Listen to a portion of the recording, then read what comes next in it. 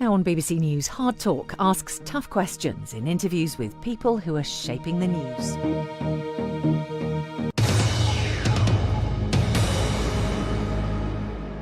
Welcome to Hard Talk from Johannesburg. I'm Stephen Sacker. For 29 years, South Africa's national politics has been dominated by the African National Congress. But right now, the ANC is in big trouble. A protracted energy crisis is doing further damage to an economy already hit by shocking levels of unemployment, inequality, and corruption. Now, if the ANC is faltering, who is best placed to offer an alternative? Well, my guest today is Julius Malema, leader of the radical populist economic freedom fighters. If Malema were to get even a share of power, what would that mean for South Africa?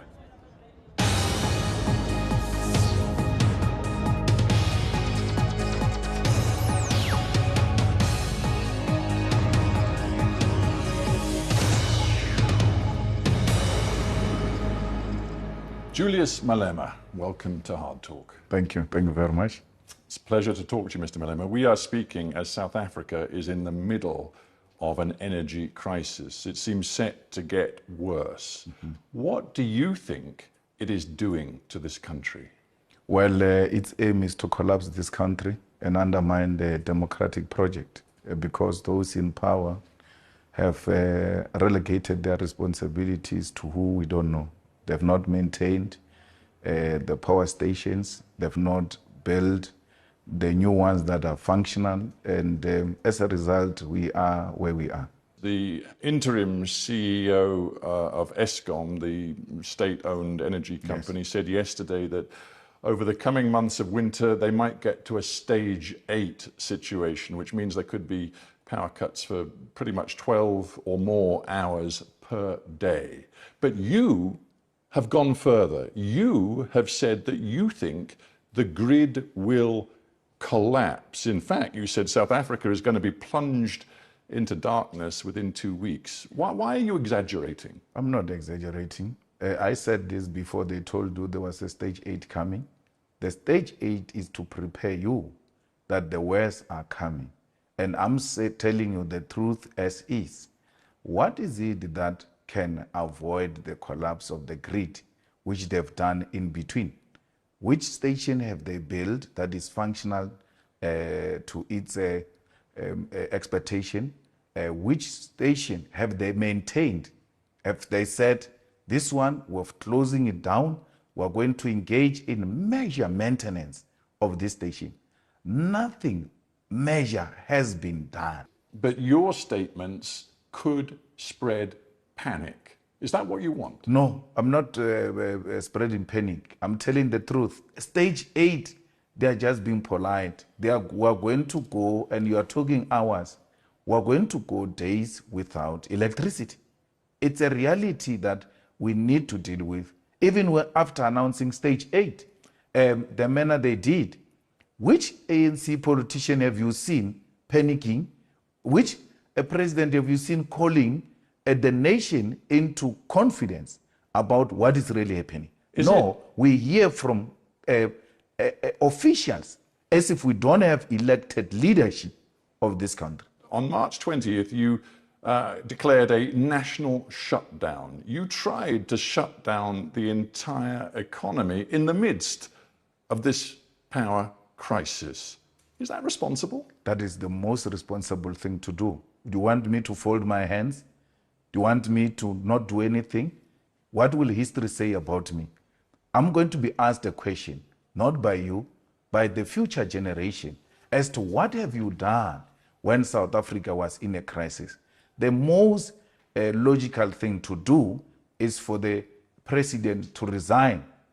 Was it in Britain where we saw prime ministers in a short space of time resigning one after another because they realized they were not about to carry the national agenda? The president is not carrying the national agenda. We need a government of national unity constituted by all of us who are not driven by political party interest, but the interest of South Africa to resolve this immediate crisis, which will affect all aspects of our lives. National unity, Yeah. you say. You also said at the time of the national shutdown, this shutdown is the beginning of a revolution. No one can stop it. No army can stop it. No police can stop it. Some of your members put out videos threatening to beat up teachers and police if they went to work. One even threatened to beat up pupils if they went to school. And you talk to me about national unity? But that video of a person who was threatening to beat up pupils if they go to school is an old video. I think Hardtalk should have done its research to now realize that video has been resurfaced to support a certain narrative. There's no such a thing. I'm telling you, there's going to be a revolution. Let the grid collapse and let's see what's going to happen. Let the grid collapse. I'm saying to you. How do you think South Africans are going to feel hearing you I'm say saying- that? I'm People saying- who are losing their jobs, people who have no income, you're and you just say, misinterpreting me. You are misinterpreting me. I'm saying to you, let the grid collapse as it is going to happen and see what's going to happen in this country. I'm not wishing it. I'm saying it's going to happen. And you will see what's going to happen. Do you think that once the grid collapses, people are going to exchange roses with government? People are going to rise. And when they rise, there will not be any leader who will be leading them. There will be leaderless, there will be anarchy, there will be looting all over this country because nothing will be working.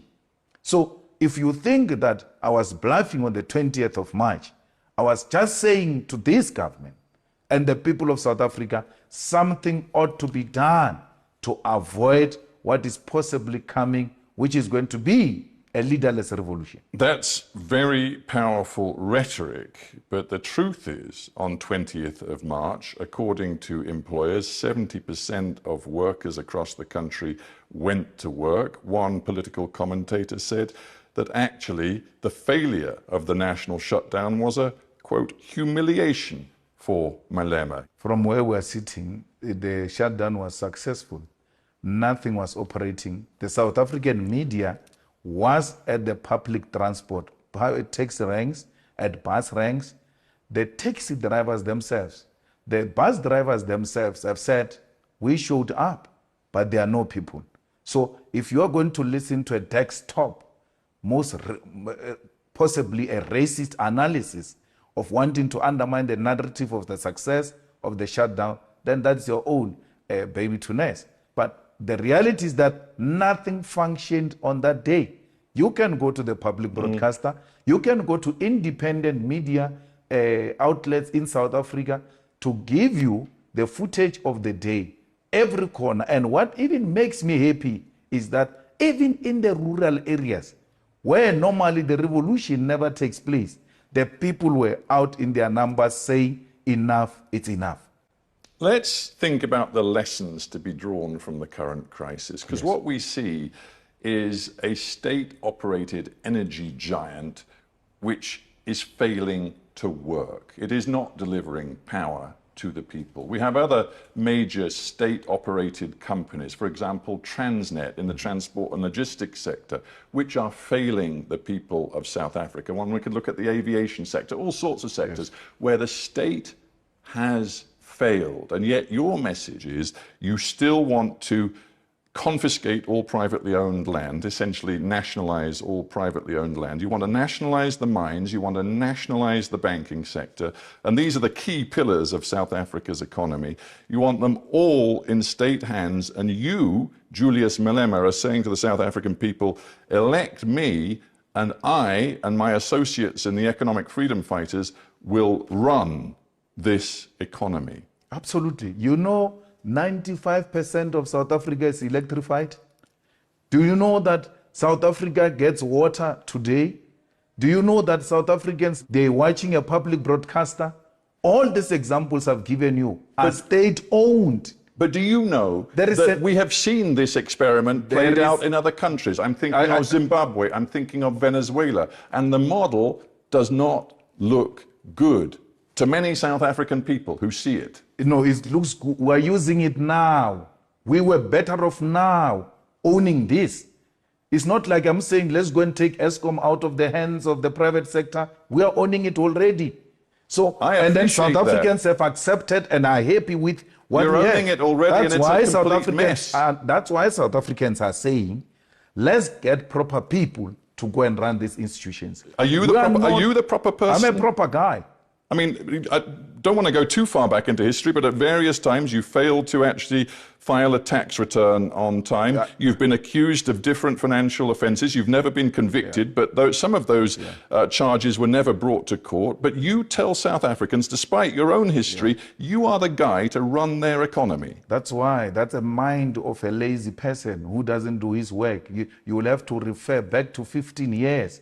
I've grown up over a period of time, built a solid political party. The only thing you can keep on referring to is what you interviewed me about it 12 years ago. Get something new, my brother. No, I'm very... Show a skill of a hard-working presenter who does his research. You can't falter me. Since I've made my mistakes on tax when I was very young, when I was almost 27 years old, fixed that problem. Today, I'm a 42-year-old married man with children who has taken responsibility and built a solid party to be the third largest party without the support of white monopoly capital and the owners of the South African economy. You keep on referring to old and old things because you are now beginning to sound like a scratched CD. You have every right to tell me you have changed. Tell me of me now. I've been in Parliament for 10 years. Let's take one particular aspect of your policy positions. Yes. Do you think aligning yourself with Vladimir Putin is going to be good for South Africa? But that's what it is now. South Africa is in alliance with Russia, with India, with Brazil, with China. So why are you asking me as if it's some policy that is going to be implemented South Africa right after now, I took over? South Africa is in alliance with Russia now. South Africa right now calls itself non-aligned. In the context of the war, but these are two different things. South Africa is an ally of Russia. Now, the second question is, where does South Africa stand on the war? It says I'm a non-aligned in relation to war, but Russia remains South Africa's friend. So we cannot create confusion around there. Don't create an impression that it is Malema who's going to come and create an alliance with Russia. But there are some very specific... Actually, I will go beyond that. I will go beyond the friendship with Russia, and in the war, I will align with Russia, and I will even supply the weapons to Russia. Because Russia is in a war with imperialism, and any agenda that seeks to push back imperialist agendas, it's well within the policies of the EFF. You say, quite clearly, I would arm Vladimir Putin. Yes. You know that the International Criminal Court wants Vladimir Putin to face war crimes charges. It must start with Tony Blair. It must start with George Bush. It must go to Barack Obama. Then it can go to Putin. So let's get this straight. You're saying to me that your policy, if you were in power in South Africa, is quite simple. That your enemy's enemy, and it seems you regard the US and its allies as the enemy, your enemy's enemy is your friend. Never mind if he's a suspected war criminal, never mind if the UN and the ICC say they have compelling evidence of Russian war crimes. You don't care. As far as you're concerned, my enemy's enemy is my friend. You're exaggerating, but another point which you don't want me to go there is that Tony Blair accepted that they were wrong about Saddam Hussein to an extent that he did an apology of a thug, right? You have never called for his arrest. A man admitting that I was wrong. To how many people died? Independent sovereign existence. He appears to believe that the best thing would be to revive an empire, the Soviet empire. But you're anti-imperialist? We are anti-imperialist. That's a debate for another day. The war is not what he's talking. The war is about the expansion. And had there been a common ground found, this could have been avoided. We are not for imperialism, even if it were to come from Russia. If he does that, we'll condemn it. But we know for a fact that progressive forces such as China have also aligned themselves with Putin to try and create an alternative from the imperialist domination of the world. And that's what the EFF is about. You admire China, you admire, it seems, Putin. What you seem to have as a vision for South Africa's future is much more along those lines, authoritarianism than democracy. No, socialism is not authoritarianism. So how can you describe China as progressive? No, it's very progressive. China subscribed to Leninism and Marxism, where the working class controlled the commanding heights of the economy. And that's what we subscribe for. We are of the means of production being owned and controlled by the states. We want South Africa through the vision and the image of China, where you grow the economy, where you reduce unemployment, where you reduce poverty, and you can't take that away from China. And the state plays the central role with regard to that. That kind of message and the messaging on Russia has seen the rand plunge against the US dollar. Hang on, we see many corporations in South Africa looking at establishing headquarters elsewhere. We see foreign direct investment flatlining in this country. Do you believe that the rhetoric you are using is good for the South African economy? I've been doing this from when you interviewed me 15 years ago, when I was young.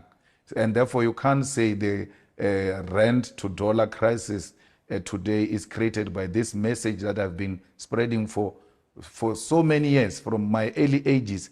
And then this No, party but what I'm has been suggesting is that the new party- tensions between Washington and the government in South Africa have definitely affected the financial markets. No, it was the crisis as we see it today, as we have this conversation, me and you.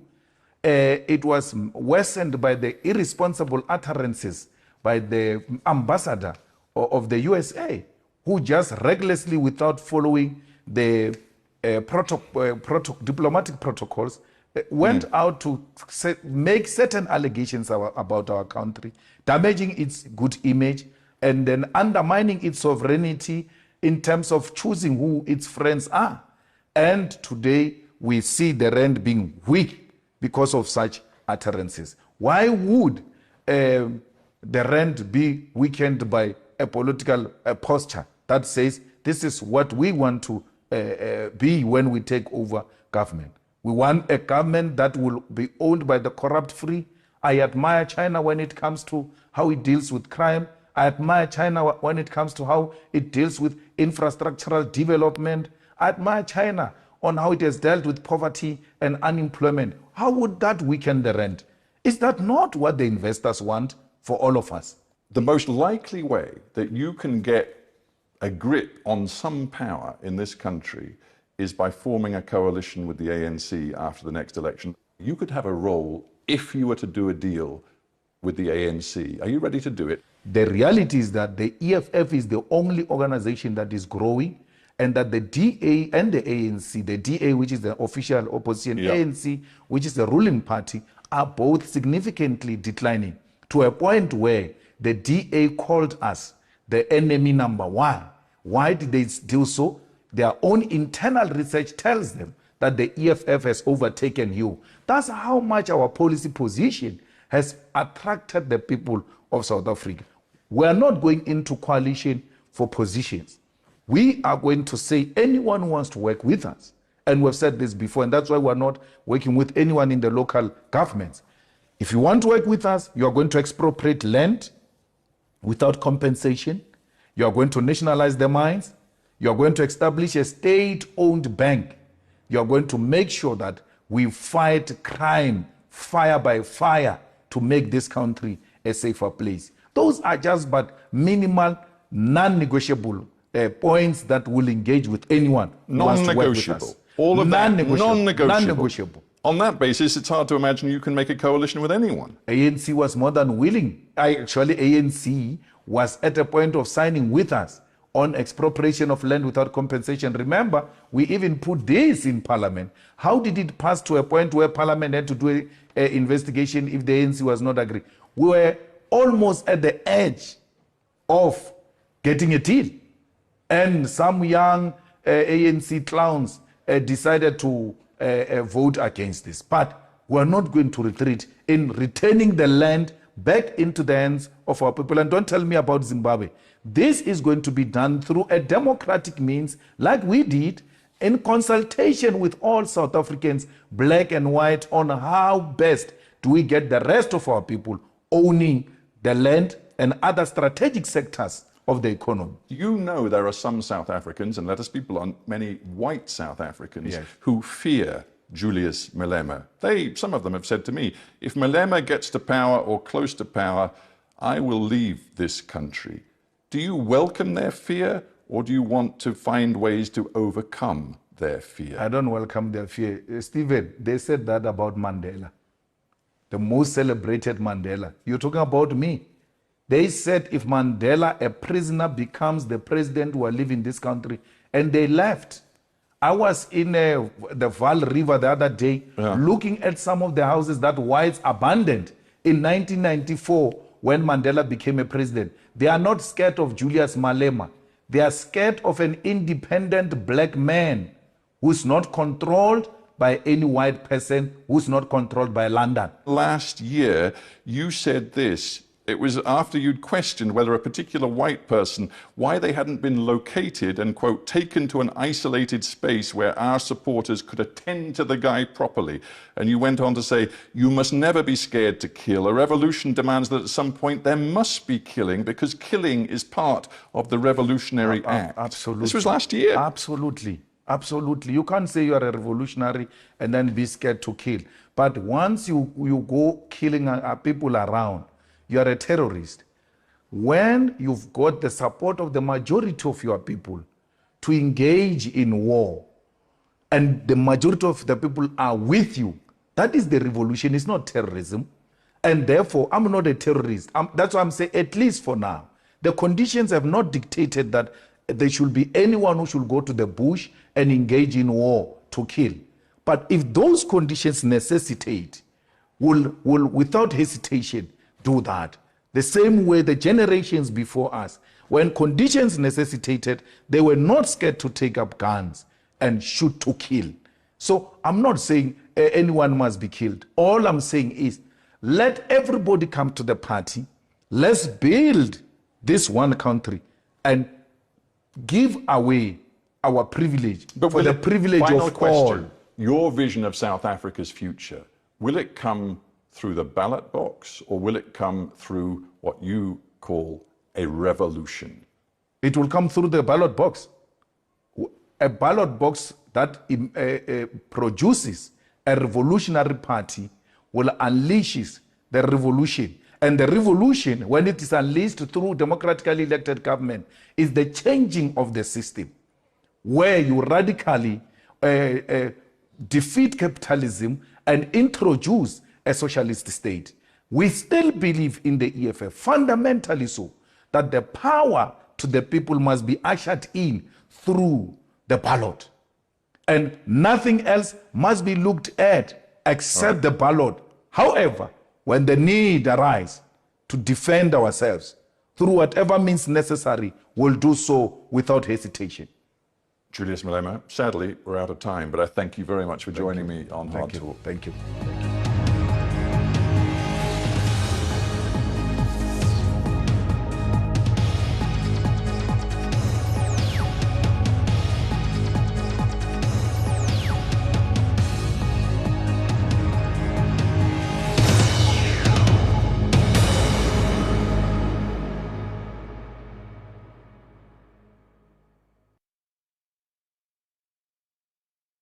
From the French Riviera, highlights from this year's Cannes Film Festival. Johnny Depp attempting a career comeback in a French period film.